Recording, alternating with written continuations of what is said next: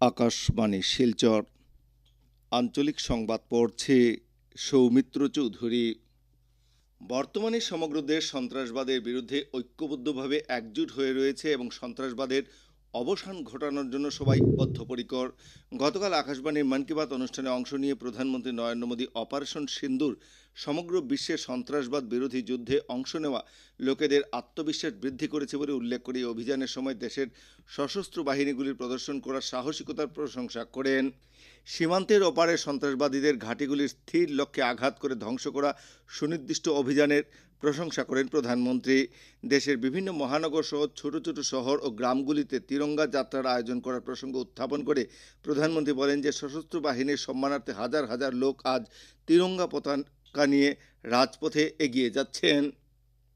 সিন্দুর অভিযানে সেনাবাহিনীর স্থানীয়ভাবে নির্মিত অস্ত্র এবং প্রযুক্তির ব্যবহার করার প্রসঙ্গ উত্থাপন করে প্রধানমন্ত্রী আত্মনির্ভর ভারত অভিযানের কথা স্মরণ করেন।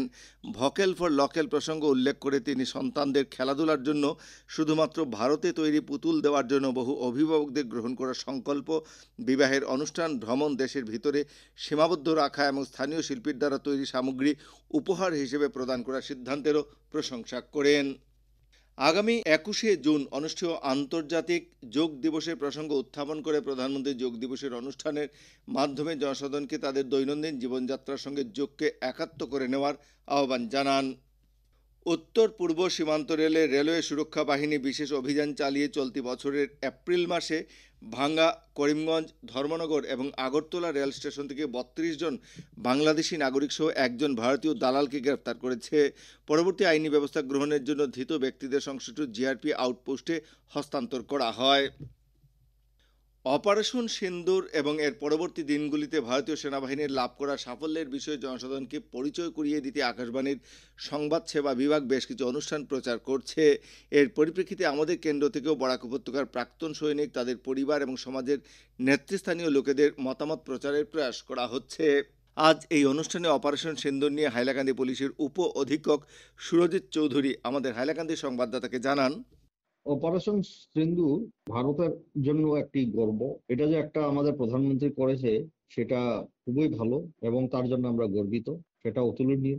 এবং আমি ভাবি পাকিস্তানের উপর এরকম আরো অপারেশন দরকার। না হলে এই উগ্রপন্থী যেটা এক্সট্রিমিস্ট, যেটা পাকিস্তান যেটা তৈরি করে এক্সট্রিমিস্ট, এটা খতম করা সম্ভব হবে না। আমার মনে হয় আরো কয়েকবার অপারেশন সিন্দুরের প্রয়োজন আছে। ধন্যবাদ। শিলচর জেলা কংগ্রেস কমিটির প্রাক্তন সভাপতি তথা প্রাক্তন সাংসদ প্রয়াত কর্ণেন্দু ভট্টাচার্যের আবক্ষ মূর্তি গতকাল শিলচর ইন্দিরা ভবনে উন্মোচন করা হয়।